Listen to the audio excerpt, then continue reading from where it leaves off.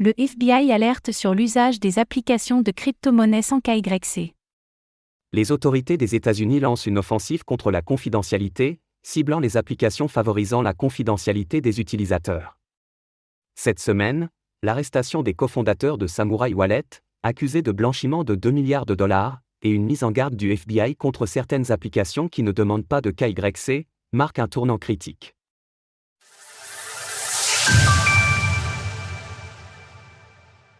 Les États-Unis commencent une bataille contre la confidentialité.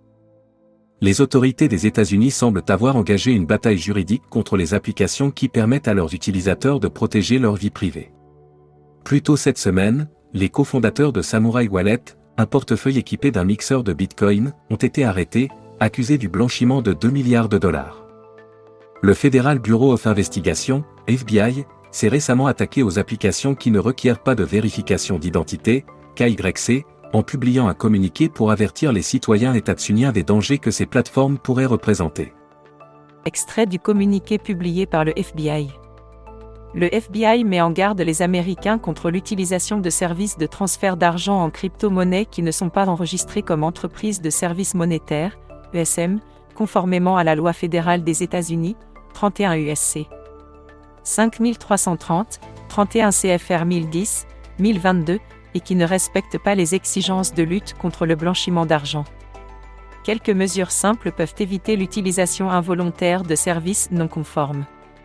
Par exemple, éviter les services de transfert d'argent en crypto-monnaie qui ne recueillent pas les informations nécessaires sur leurs clients, KYC, lorsque cela est requis. Il est difficile de savoir précisément à quelles applications le FBI fait référence ici. En effet, selon la loi, une entreprise est obligée de collecter les informations de ses clients seulement si elle prend en custodie leurs fonds, comme c'est le cas de Coinbase qui conserve les clés privées des portefeuilles pour leurs clients. Cependant, de nombreux services et applications dans l'univers des crypto-monnaies permettent de faire des opérations similaires à une plateforme d'échange, mais ne requièrent pas de vérification d'identité, KYC, car elles ne prennent jamais la custodie des fonds. Par exemple, il existe des plateformes d'échange de monnaie fiduciaire contre des crypto-monnaies qui ne demandent pas de KYC.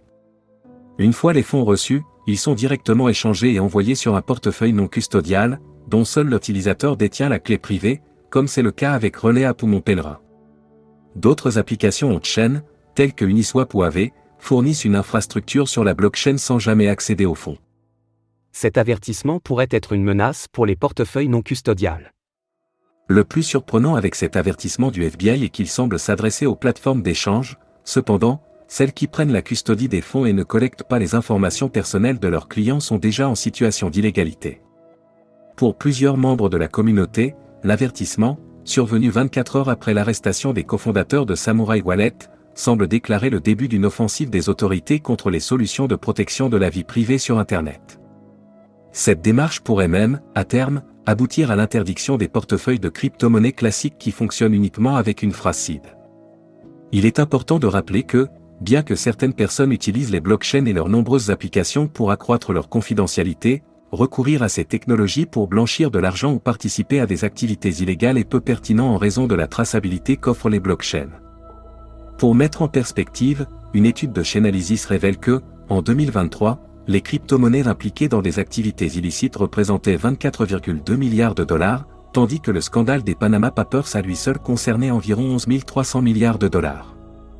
Retrouvez toutes les actualités crypto sur le site cryptost.fr.